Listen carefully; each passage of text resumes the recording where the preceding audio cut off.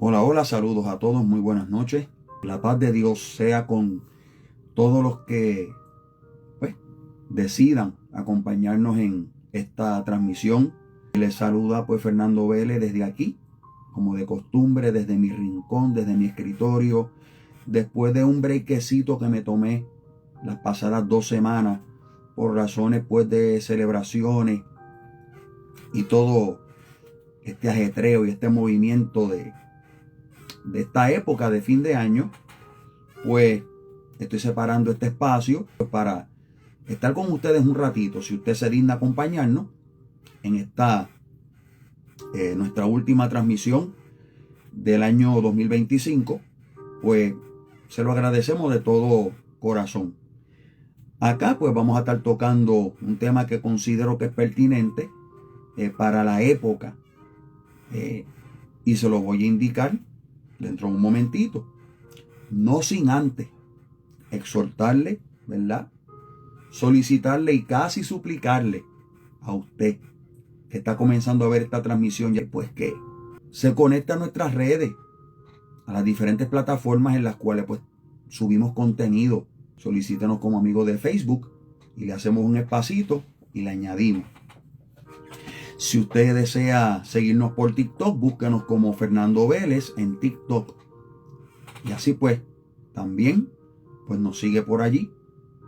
Nos puede seguir también por Instagram. Busque fernando.velez.5076. Y también se puede suscribir a nuestro canal de YouTube, Fernando Vélez Ministries. Ver el contenido, activar las notificaciones, darle me gusta a nuestros videos, compartir el contenido en las plataformas con sus contactos. Si usted cree que lo que subimos y lo que aportamos y lo que comentamos y lo que ministramos y todo lo demás puede pues beneficiar y edificar a alguien de sus contactos. Así que bueno, un saludo a todos los que se van conectando con nosotros en este momento. Hoy vamos a estar hablando sobre el autoengaño de las resoluciones de fin de año. Debe repetírselo. Vamos a estar hablando sobre el autoengaño de las resoluciones de fin de año. Y acá entre nos, ¿qué tiene que decir la Biblia sobre esa dinámica propia de esta época? Acá en la cultura occidental, cristiana, donde estamos pues, por decirlo de alguna manera, sujetos a el calendario pues gregoriano, que es el que nosotros seguimos. ¿Ok? Así que vamos a entrar en materia, el porqué de quienes lo logran. Comenzamos diciendo algo parecido a esto. Este es el tiempo del año en el cual pues la inmensa mayoría de las personas establecen sus famosas resoluciones de año nuevo. ¿Okay? Aquello que queremos lograr en el próximo año, que por alguna razón o no lo comenzamos en el año que aún está vigente, o que lo habíamos comenzado pero no logramos alcanzar las metas. Las dos resoluciones principales, y usted me corrige si me estoy equivocando, simplemente es una observación de este servidor o lo que yo puedo recordar. Las dos resoluciones principales que se fija la gente para el nuevo año tiene que ver con bajar de peso, mejorar la condición física, ir al gimnasio y mantenerse ahí. Esa es la primera. Para mí es la resolución número 1 de la inmensa mayoría de la gente. Y la segunda resolución, creo yo, tiene que ver con su estado financiero. Es cómo yo mejoro mi calidad de vida, cómo yo pues puedo aumentar mis ingresos, cómo yo puedo tener más para las vacaciones, ¿ve? Y para poder pues adquirir las cosas que ahora mismo pues no puedo adquirir con los ingresos que tengo y con los que cuento y todo eso. ¿Sabe qué? Yo encuentro unos paralelismos, unas similitudes unas contundentes semejanzas entre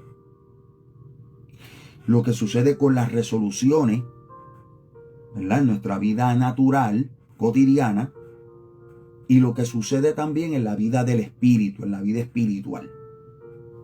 Hay tremenda semejanza. Mire, una vez mi esposa platicando conmigo, estamos hablando sobre una persona que en un momento dado pues colaboró con nosotros, que ya no lo está haciendo y se desconectó, y pues que Dios pues cuide a esa persona donde quiera que se esté moviendo y todo eso, lo que esté viviendo. Damari me decía, oye, tal persona tiene tremendo potencial.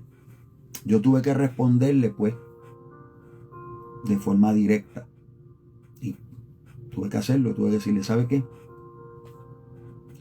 El potencial es lo que menos importa. Eso es lo que menos importa.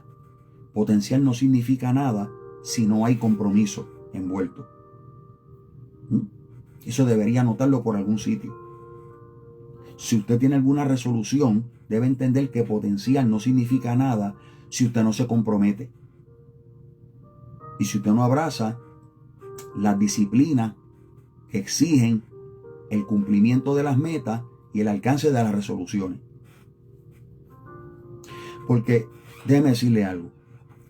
A diferencia de lo que dicen y proclaman y alegan algunos sectores de la sociedad y de los ámbitos del poder y de las ideas y aún de la política y todo eso, toda persona tiene el potencial para lograr lo que se proponga. Hasta Dios mismo lo reconoció. Te recuerda el relato de Génesis capítulo 11, cuando los hombres se unieron para construir la famosa torre de Babel, una torre para que llegara y que hasta el cielo. ¿Y cuáles fueron las expresiones del Dios omnipotente? Entre las cosas que dijo, y estoy parafraseando, alegó algo así: esta gente ha comenzado y van a proseguir y nadie los va a poder detener y lo van a lograr. Por lo tanto, vamos a confundir sus lenguas, vamos a impartir diferentes idiomas. Ese es el relato de Génesis capítulo 11. Y por no poder comunicarse entre ellos, el proyecto paró. El asunto es que Dios reconoció que lo podían lograr. Compartan este video, esta transmisión. Toda persona tiene potencial de lograr lo que se proponga. Y aquí es donde viene la pregunta: ¿por qué algunos lo logran y otros no? Ahora vamos a llevar esta verdad a la vida del espíritu, ¿sí? Nosotros no podemos caer en el error de confundir dones, funciones, ministerios, como se le llama ahora, asignaciones, planes con potencial. No se puede confundir. Tenga cuidado, porque ese ha sido uno de los errores que ha promovido mitos, mitología, en círculos más que nada carismáticos, pentecostales y llamados de avivamiento, con ideas que conforme al Nuevo Testamento no tienen sustento, no tienen apoyo, no tienen base. Por ejemplo, mi papá espiritual, aquí hemos hablado hasta la saciedad de por qué no creemos en paternidad espiritual con evidencia bíblica, pero se oyen cosas así, como que mi papá espiritual es el ungido. No hagas daño al ungido. Al ungido no se le puede tocar, porque es un mito. Porque en el nuevo pacto se revela que todos los nacidos de nuevo tienen exactamente la misma unción. Eso no lo digo yo. Eso está en Primera de Juan, capítulo 2, creo que el verso 27, si no me equivoco. Donde dice que todos los creyentes ya recibieron la unción que está en ellos.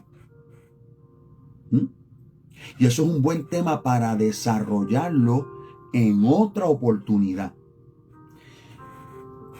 Pero le voy a dar un adelantito, un preview, tú sabes, un spoiler, vamos. Si en todos los creyentes habita el mismo Espíritu, que es el Espíritu Santo, y ese fue el Espíritu que levantó de los muertos al Señor Jesús. Mira el poder que habita dentro de los nacidos de nuevo. Si ese Espíritu ha hecho de nosotros su templo y su morada permanente, y ese Espíritu está puesto en nosotros, que es el Espíritu Santo,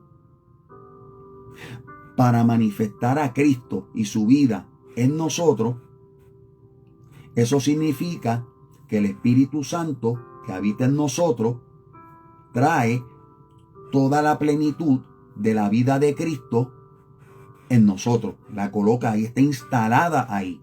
Y no es algo que se va y que viene.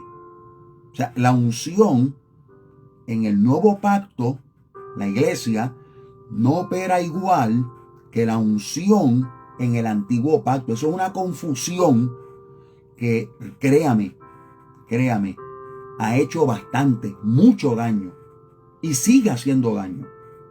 Porque si los congregantes siguen viendo al que está al frente, liderando, predicando, guiando y todo lo demás, como que él es el que tiene la unción, y ellos no, van a seguir dependiendo de un hombre para que lo de Dios le llegue. Y yo le tengo noticia. Ya todo lo de Dios le llegó a los creyentes. Se lo voy a decir de esta forma. Lo mejor no está por venir. Lo mejor ya vino. Y ya habita en los creyentes, en los nacidos de nuevo. Toda la plenitud de la deidad, eso dice la carta a los Colosenses, está en Cristo. Y esa vida de Cristo opera en nosotros por el Espíritu Santo. Así que todos los creyentes ya tienen toda la unción que se necesita. Por eso es que hay que romper el mito de que hay que buscar más unción. Y que hay que ir a congregarse y a cantar y a adorar y a aleluyar para recibir la unción. En el nuevo pacto se revela que ya usted la tiene. O sea, usted está buscando algo que ya tiene. Es como el que tiene los espejuelos en la cabeza y está loco buscándolo, no los encuentra. Ya los tiene. No se ha dado cuenta. Si se llega a tocar la cabeza, va a descubrir que los espejuelos siempre estuvieron ahí. Lo mismo pasa con la unción. Lo mismo. Es exactamente lo mismo.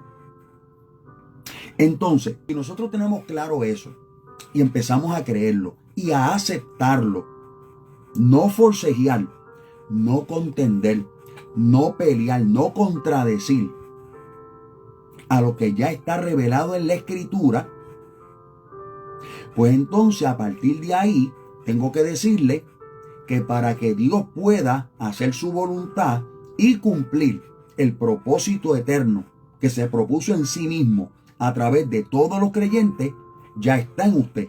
O sea, todo el potencial para lograr lo que Dios ha dicho que va a lograr a través de nosotros, ya Dios lo colocó ahí. Ahí está el paralelismo. ¿Lo vio? Esto se revela, y ahora vuelvo a los apuntes que están aquí. Cuando usted va a la carta a los Colosenses, capítulo 1, versos 26 y 27, el apóstol Pablo indica que un misterio que estuvo oculto desde antes de los tiempos y las edades se dio a conocer a través de los apóstoles. ¿Cuál es ese misterio? Cristo en vosotros, la esperanza de gloria. Lo voy a repetir. Cristo en vosotros. O sea, es lo mismo que le estoy diciendo. Cristo viviendo su vida en nosotros. Es uno de los grandes misterios que se revelan en el nuevo pacto. Si Cristo está viviendo su vida a través de nosotros y en Cristo está encerrada, la carta a los Colosenses también lo dice, toda la plenitud de la deidad, pues entonces toda la plenitud de la deidad está operando en nosotros. Todo el potencial para hacer lo que Dios ha dicho que hay que hacer ya está en nosotros, porque Dios la colocó ahí cuando fuimos salvos por gracia por medio de la fe. Fue Dios que lo instaló. No es una virtud humana, ni tampoco es un potencial humano. Es la vida de Dios impartida por el poder del Espíritu de Cristo, que es el Espíritu Santo, que es el Espíritu de la resurrección, operando en nosotros. Ahora bien, ¿Por qué si en todos los creyentes habita toda la plenitud de la deidad? Porque cuando fueron salvos, la resurrección operó a través de ellos. Y está operando en ellos porque la vida que están viviendo ellos no es la vida propia, es la vida de Cristo a través de ellos, que hace posible que la naturaleza pecaminosa con la que nacimos sea suprimida y gobernada por la naturaleza divina que hace operar en nosotros la ley del Espíritu de vida en Cristo Jesús, la cual, según Romanos capítulo 8, verso 2, nos ha librado de la ley del pecado y de la muerte. Porque algunos pueden expresar en su vida el propósito eterno, que hay que seguir recalcándolo. Dios no tiene un propósito para cada uno de los creyentes. Dios tiene un solo propósito para todos los creyentes. Y está revelado en la carta a los Romanos capítulo 8. Ser conformados a la imagen del Hijo. Ese es el único propósito que Dios tiene con usted, mi hermano, y conmigo. Que seamos conformados a la imagen de su Hijo, porque lo único que Dios busca en la tierra es la imagen de su Hijo. Eso es lo único que Él busca. ¿Por qué algunos pueden hacerlo y por qué otros no? Y vamos a seguir tomando los paralelismos entre las resoluciones que se plantea la gente a fin de año, las cuales son un autoengaño la mayoría de las veces, y por qué algunos creyentes se engañan a sí mismos pretendiendo expresar algo que no se está expresando. Porque volvemos otra vez a las resoluciones más contundentes. Las primeras en el top 10, en el top list. Le dije que la primera es o bajar de peso, ir al gimnasio, hacer ejercicio, mejorar la condición física. Usted sabía que los gimnasios, estas grandes marcas de gimnasio, generan sus mayores ingresos cada año en los primeros 3 meses. ¿Por qué? Porque ellos saben que la inmensa mayoría de la gente que se suscribe a los gimnasios, al mes o a los 2 meses, se rajan, se van, no vuelven. Así que los otros 9 meses del año son puro mantenimiento. Ellos saben que el boom, o sea, el high season, la temporada alta, va a empezar este mes de enero en los gimnasios. Usted los va a ver. Pero luego de un mes, usted va a ver cómo la cuota va bajando. Aunque siguen pagando la suscripción, porque el fenómeno es que como el autoengaño es así, la gente va a seguir pagando la suscripción diciendo, voy cuando pueda, cuando tenga tiempo. Así que mantengo la suscripción. El gimnasio sigue haciendo dinero, pero la gente no le saca provecho a la suscripción. ¿No se ha fijado? Vamos a traer ese principio, esa verdad, a la vida del Espíritu. Toda la plenitud de la deidad, toda la unción habita en los creyentes que han sido salvos. Pero usted tiene gente, por cantidades industriales, en las congregaciones que no son conformados a la imagen del Hijo. Y hoy yo pretendo brindarle una clave. La clave está en 2 palabritas. Se las digo, aquí voy. Obediencia versus desobediencia. Let me say it again. And please, don't get offended. Don't take it in a personal way. Esto no es personal, no se ofenda. Obediencia versus desobediencia. Porque ahora vamos a ver qué es lo que enseña la Biblia sobre la obediencia y la desobediencia. Y cuando hablo de la Biblia me refiero específicamente al Nuevo Testamento. ¿Fine? Porque el tema de la obediencia es un tema muy amplio y muy profundo en las Escrituras. Debe ponérselo de esta manera, gente. Si usted quiere bajar de peso, si se va a proponer como resolución de año nuevo, bajar de peso, te tiene que saber que bajar de peso contiene una serie de procedimientos que usted necesita obedecer. Examen médico, una dieta adecuada, un régimen de ejercicios no solo adecuado para las etapas que debe atravesar, sino que también debe ser consistente, debe ser paciente, debe entender los principios de bajar de peso. No pretender que usted va a bajar 40 libras en un solo mes. Es decir, no ser una persona inmediata que lo quiere al instante y que se va a frustrar si a la semana usted no logra tener el físico y la salud física que usted espera tener. Lo mismo aplica con el asunto de mejorar los ingresos y tener una mejor calidad de vida y tener pues más dinero. Es lo mismo. Te necesita evaluar su situación financiera. Necesita establecer un presupuesto. Necesita establecer unas metas. Y necesita aprender sobre ahorro, sobre inversiones, sobre emprendimiento. Es decir, Albert Einstein lo dijo mejor que yo. La definición de locura es hacer siempre lo mismo esperando resultados diferentes. Si usted tiene una sola fuente de ingreso, usted va a vivir en los límites de esa única fuente de ingreso. Usted quiere mejorar sus ingresos, necesita establecer otras fuentes de ingreso y no depender de una sola. ¿Y sabe qué? Esos son principios que aunque están ahí, si usted no los obedece, las cosas no se van a dar. Porque yo le decía a la congregación que el deseo no es suficiente. Y las frustraciones que la gente enfrenta cuando no logra lo que quiere lograr, se debe a que se engañan a sí mismos pretendiendo que solo el deseo los lleve a donde quieren llegar. Miren, verdad paralela en el mundo espiritual. Dios desea, repito, conformarnos a la imagen de su Hijo.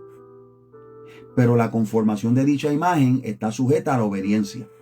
Que yo encontré en el Nuevo Testamento cuando busqué en la concordancia la palabra obediencia.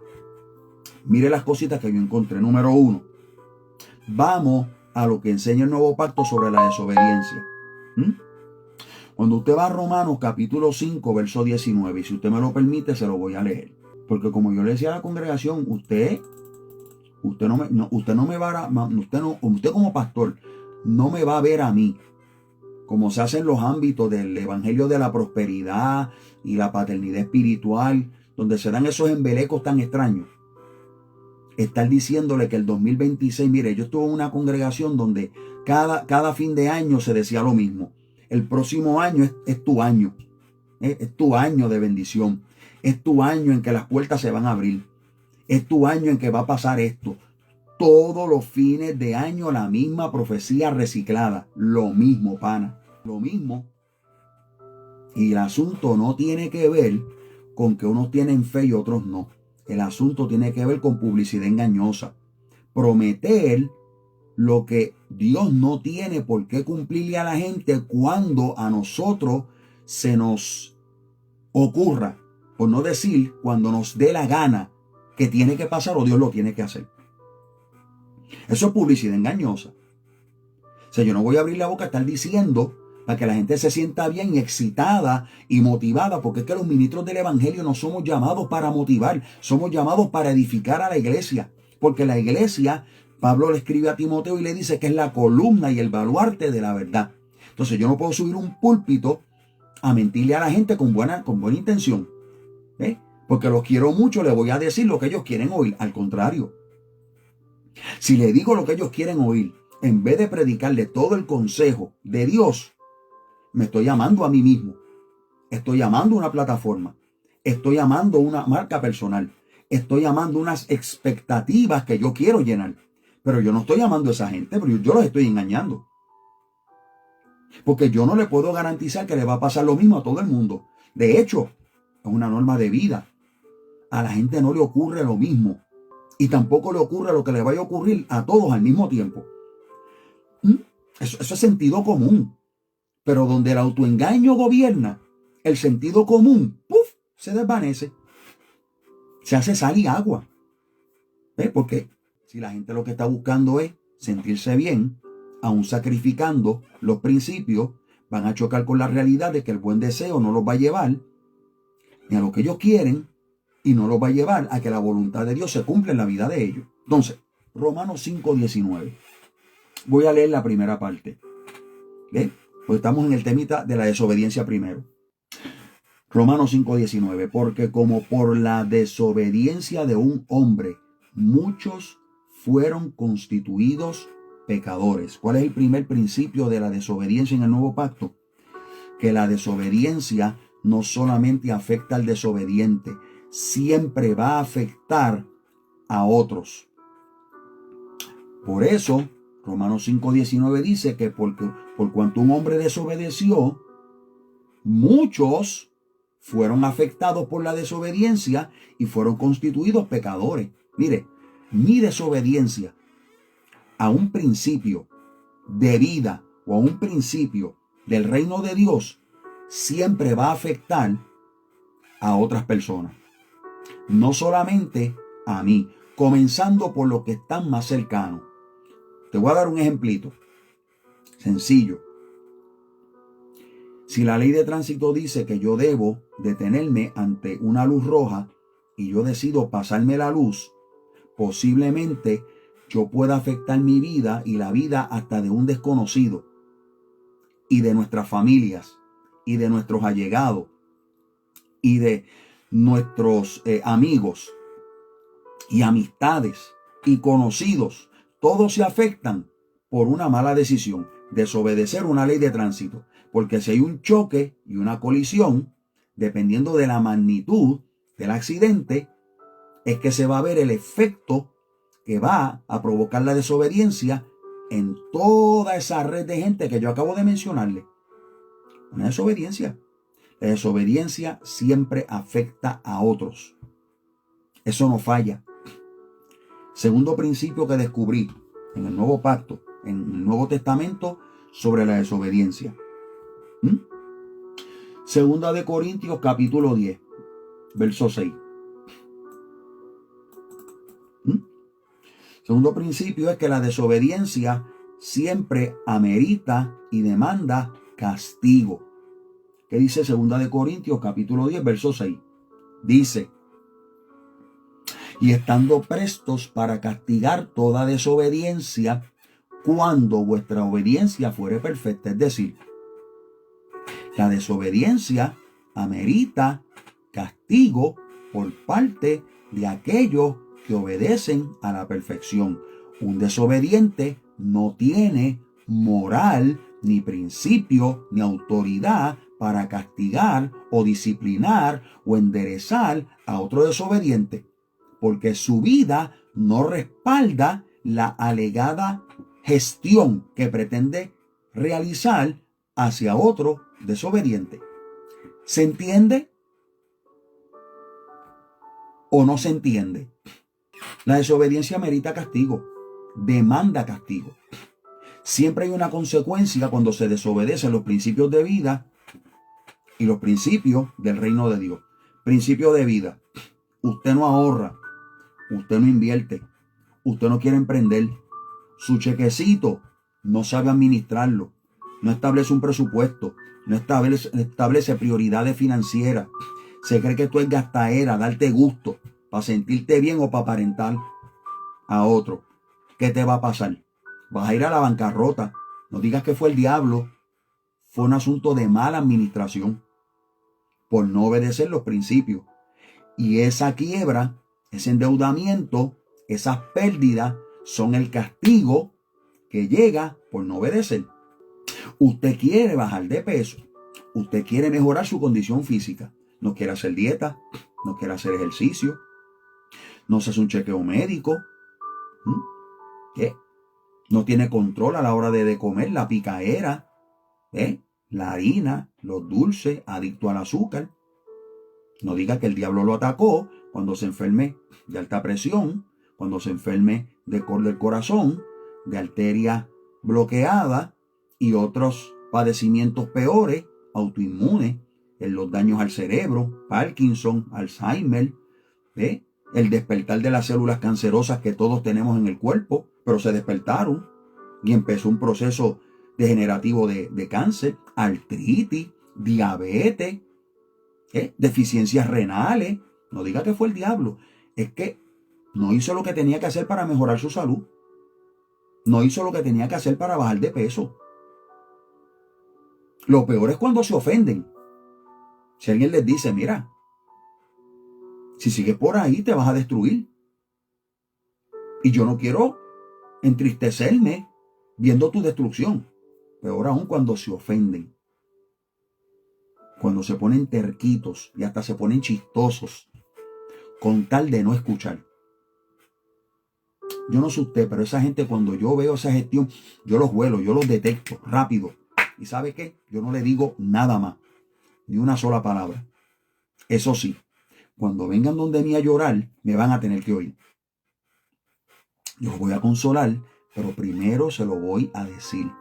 Y si no les gusta, más adelante vive gente con casa grande y vistan mal. Perdóneme que suene drástico, es que las cosas hay que decirlas como son. Yo no voy a estar alcahueteando indisciplinas de nadie. No, yo voy a guiarte, voy a tratar de decirte el camino por donde debes seguir. Tú lo quieres seguir, vas a tener los beneficios. Usted no lo quiere seguir, asuma las consecuencias. A mí no me va a arrastrar. Ni tampoco me va a culpar a mí. Y si alguien es de los que se ofende porque se quiere ofender y todo el tiempo se siente víctima y atacado, deal with it. No podemos estar juntos. Es obvio. Tercer principio de la desobediencia, porque después voy a entrar a los principios de la obediencia. Tercer principio, Hebreos capítulo 4, verso 6. A ver qué dice la Biblia aquí. Hebreos capítulo 4, verso 6. Tercer principio de la desobediencia. Impide el acceso a las riquezas de las buenas noticias. Se lo leo. Hebreos 4:6. Así que, puesto que falta que algunos entren en él, y aquellos a quienes primero fue predicado no entraron por causa de incredulidad. Ahí está. Es decir, yo desobedezco, hay unas riquezas, hay unos beneficios, hay un aumento en mi vida, pero como desobedezco, esos beneficios no llegan. Esas riquezas no llegan. No se dan como el resultado de la obediencia porque no hubo obediencia. Esas tres cositas sobre la desobediencia en el nuevo pacto. Siempre afecta a otros, amerita castigo e impide que lo bueno, lo que me enriquece, lo que me añade, llegue a mi vida. Por otro lado, la obediencia.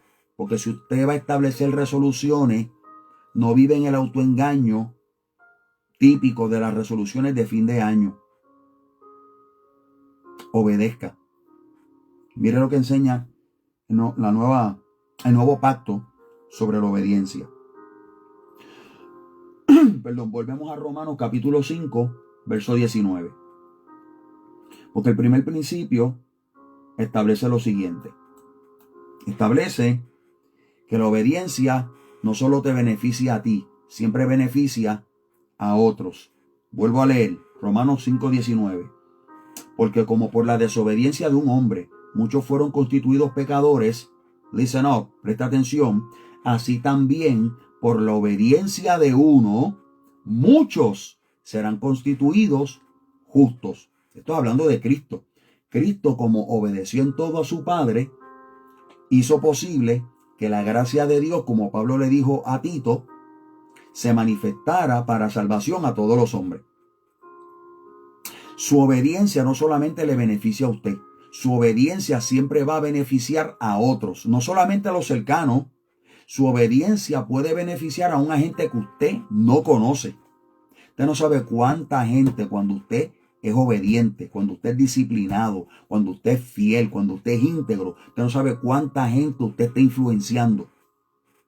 No lo sabe. Quizá en esta vida jamás lo va a saber. Pero de que usted está influenciando a un gente que usted no conoce, créame, lo está haciendo. Otro detallito y otra característica de la obediencia. Romanos capítulo 6, verso 16. Aquí se establece, Romanos 6, 16, que la obediencia siempre expresa justicia. ¿Qué dice Romanos 6, 16? Dice, ¿no sabéis que si os sometéis a alguien como esclavos para obedecerle, sois esclavos de aquel a quien obedecéis, ya sea del pecado para muerte, ojo, o de la obediencia para justicia? La obediencia expresa justicia.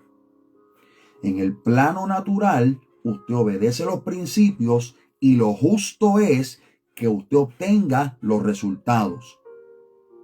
Es lo justo. Va a tener unos resultados. Puede ser que no tengan tanto alcance como los de otros, pero eso no importa. Usted está obteniendo alguna medida de resultado. Y eso es justo. Porque está obedeciendo. ¿Me expliqué? En el plano del reino de Dios, usted obedece y la justicia de Dios en Cristo se expresa. Número uno, ¿por qué? Porque al usted obedecer, usted está manifestando que Dios aplicó su justicia por medio de la justificación, por la fe en Cristo Jesús. O sea, su obediencia da testimonio de que usted vive la vida en Cristo. Es decir, de que Cristo vive su vida en usted, que usted es salvo, que usted es una nueva criatura. Y segundo, la obediencia manifiesta a un Dios justo que interviene a favor de sus hijos en su tiempo y de las maneras en que Él determine que va a intervenir. Porque hay gente que aún obedeciendo sufre pérdida. Eso es natural. Pero en medio de las pérdidas, aún así, justicia de Dios se expresa. Y redunda ¿para qué? Para el avance del evangelio. Otro principio de la obediencia en el nuevo pacto. Segunda de Corintios, capítulo 9, verso 13. Este principio dice que la obediencia da gloria a Dios. Leo. Segunda de Corintios, capítulo 9, verso 13. Pues por la experiencia de esta suministración, glorifican a Dios por la obediencia que profesáis al evangelio de Cristo. Lo voy a dejar ahí. Mire. ¿Ve? Glorifican a Dios. El Señor dijo algo más o menos similar en los evangelios. Él habló de que los hombres verían las buenas obras de los discípulos de Cristo y así glorificarían al Padre que está en los cielos. La obediencia glorifica a Dios. La obediencia hace que otros den gloria a Dios. Y este es determinante. La obediencia purifica el alma. Primera de Pedro, capítulo 1, verso 22. Leemos lo siguiente. Habiendo purificado vuestras almas en la obediencia de la verdad, mediante el Espíritu, para el amor fraternal no fingido, amaos unos a otros entrañablemente de corazón puro. Cuando una persona obedece los principios, el alma, es decir, mente, emociones y voluntad, se van alineando. Eso se llama purificación del alma. O sea, cuando pasan las tentaciones, es decir, mire qué poderoso es esto.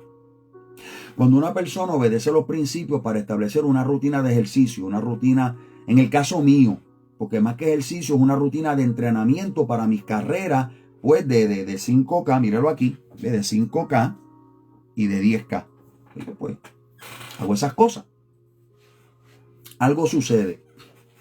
Yo puedo darme un gustito, comerme alguito dulce o algo así, qué sé yo. Pero ¿qué pasa?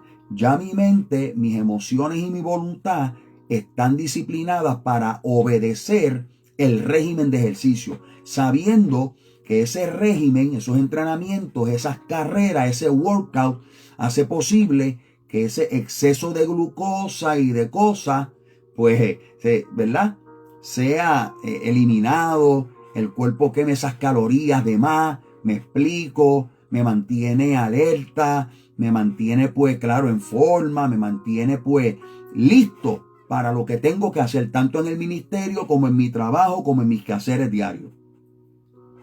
¿Sí? Cuando una persona se propone obedecer en un régimen de bajar de peso, cuando se lo propone por un asunto de obediencia, esa tentación que le pasan por el frente puede decir no, porque pues yo tengo una meta y la quiero alcanzar.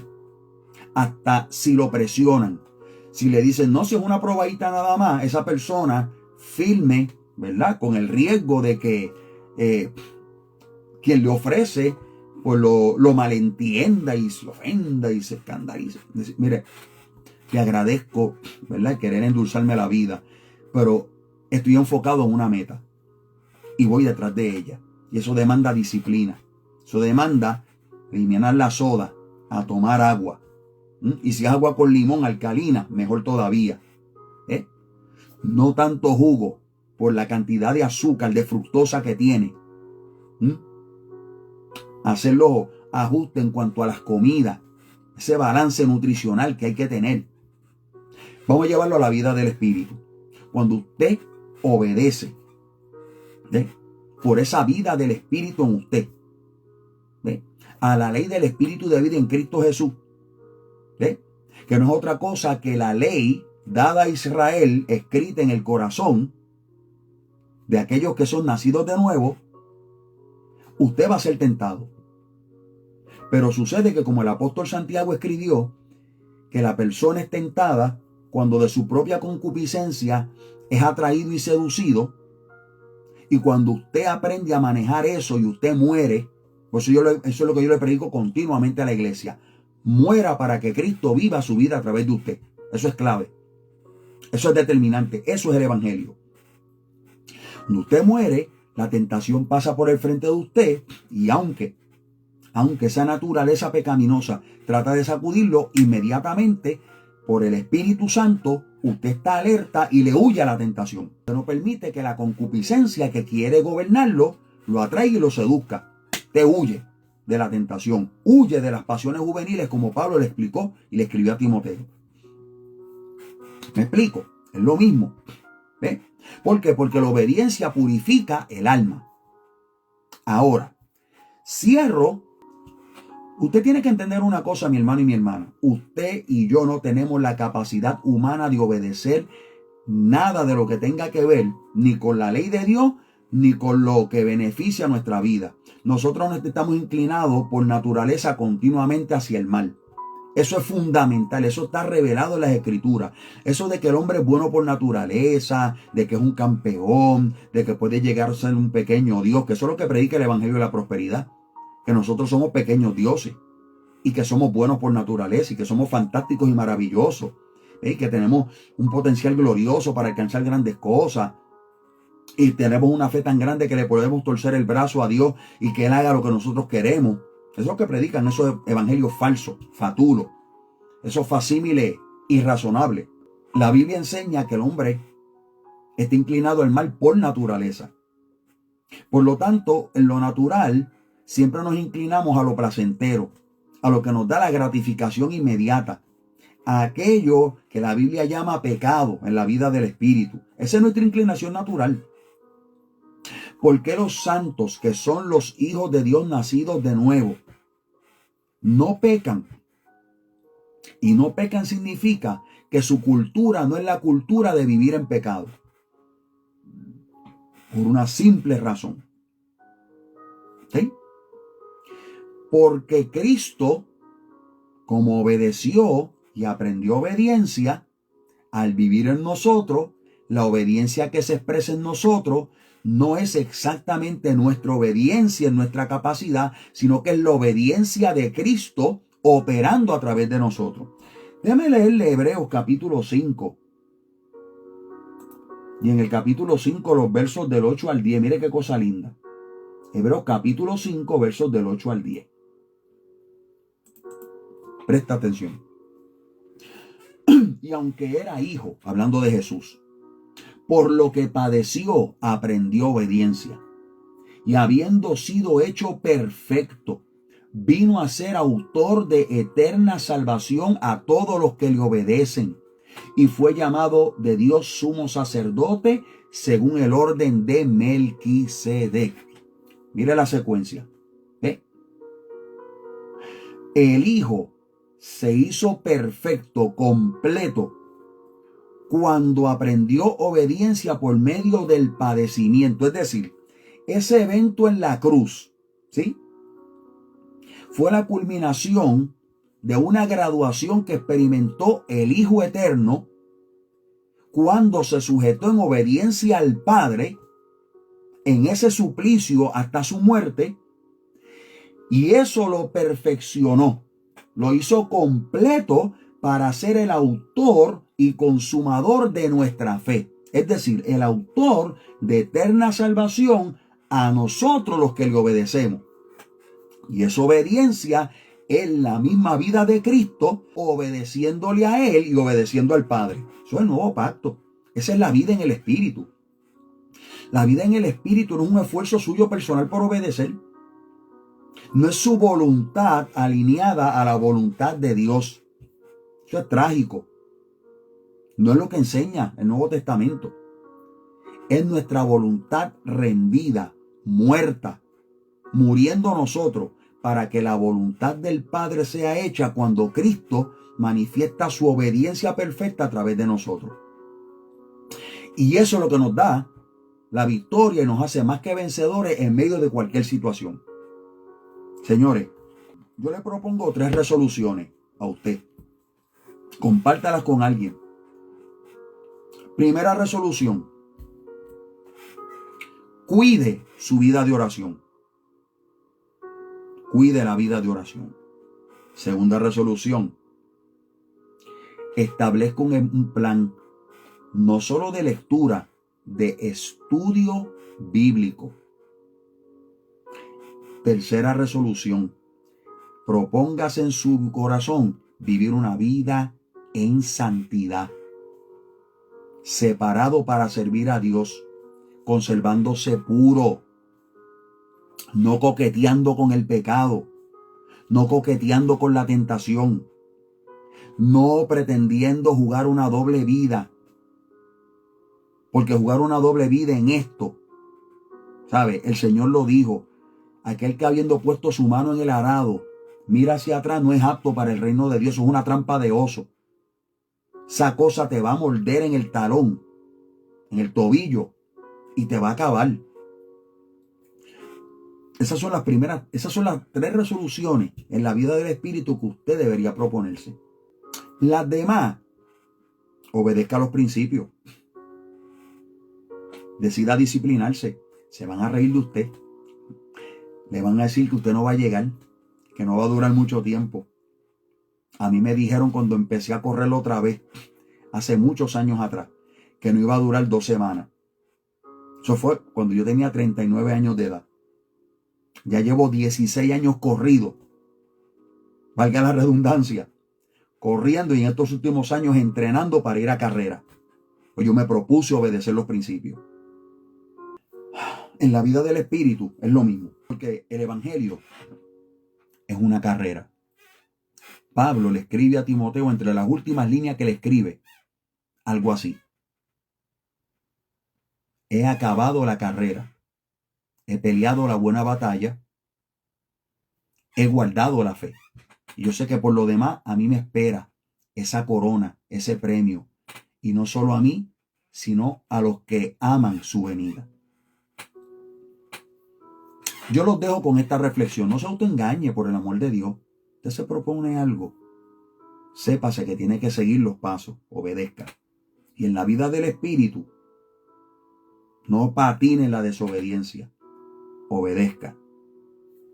Los beneficios están ahí. Un abrazo fraternal. La paz de Dios sea con todos. Gracias por acompañarnos. ¿Okay? Se me cuidan, gente. Hasta la próxima. Bye.